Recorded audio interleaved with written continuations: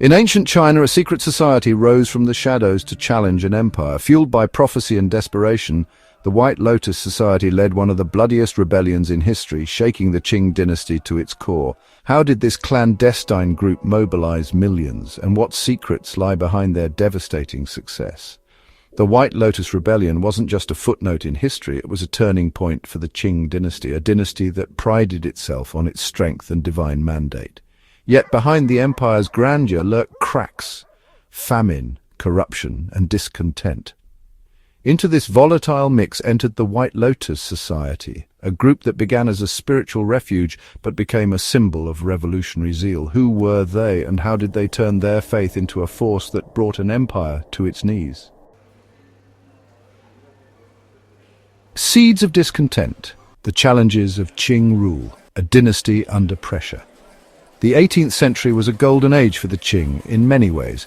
They had expanded their empire to unprecedented sizes, ruling over vast territories with a mix of military might and Confucian ideology.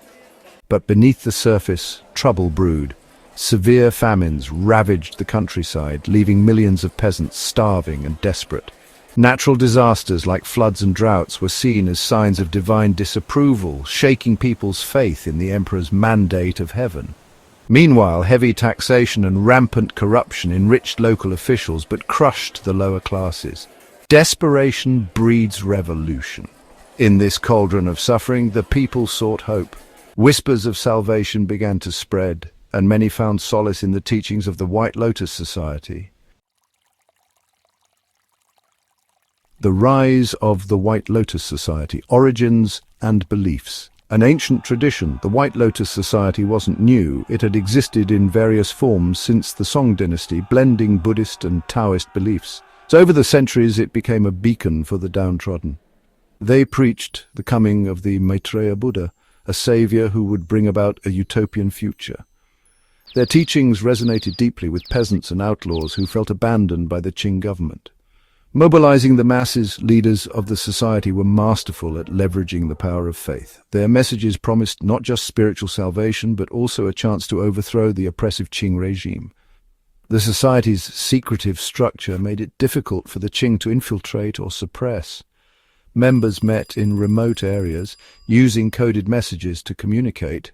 By the late 18th century, the society had grown into a formidable underground network, ready to strike.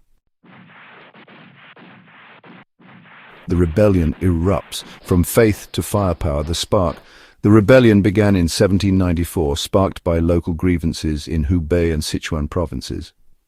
What started as small, isolated uprisings quickly gained momentum.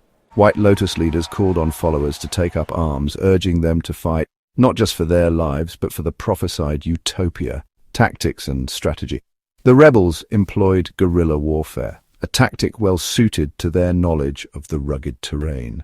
They attacked government garrisons, seized supplies, and disappeared into the mountains before the Qing army could respond. Their leaders were charismatic and strategic, rallying peasants and even deserters from the Qing forces to their cause. Early successes. The rebellion spread like wildfire. Qing officials, unprepared for the scale of the uprising, suffered humiliating defeats. Entire towns fell under rebel control, and the White Lotus banners became symbols of resistance across multiple provinces.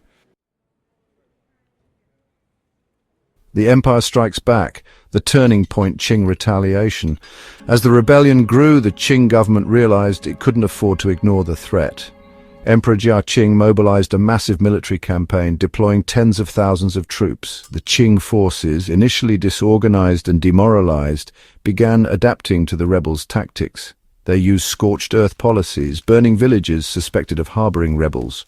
The government also recruited local militias to bolster their numbers, though this often led to further atrocities against civilians. Betrayal and division, internal divisions within the White Lotus ranks, began to surface. Disputes over leadership and strategy weakened the rebellion from within. Meanwhile, the Qing army captured key leaders, delivering a severe blow to the society's morale. The fall of the rebellion, a decade of bloodshed. By 1804, the rebellion had been largely crushed, but at a staggering cost. Over a decade of fighting had left millions dead, including countless civilians caught in the crossfire. Qing victory at a price. The rebellion drained the Qing treasury, weakened its military, and exposed the vulnerabilities of its governance. While the empire survived, it was left severely weakened, setting the stage for future uprisings like the Taiping and Boxer rebellions. Legacy of the White Lotus Rebellion. Political impact. The rebellion forced the Qing dynasty to reconsider its approach to governance, leading to limited reforms in taxation and administration. A warning to future dynasties, the uprising demonstrated the power of grassroots movements, particularly when fueled by faith and desperation. It became a cautionary tale for rulers across the region. Cultural resonance. Even today, the story of the White Lotus Rebellion lives on as a symbol of resistance against tyranny and the enduring power of belief. What do you think made the White Lotus Society so successful despite facing overwhelming odds? Share your thoughts in the comments below, and if you're fascinated by tales of rebellion, check out our video on the Deadliest Samurai Rebellion. It's a story you won't want to miss.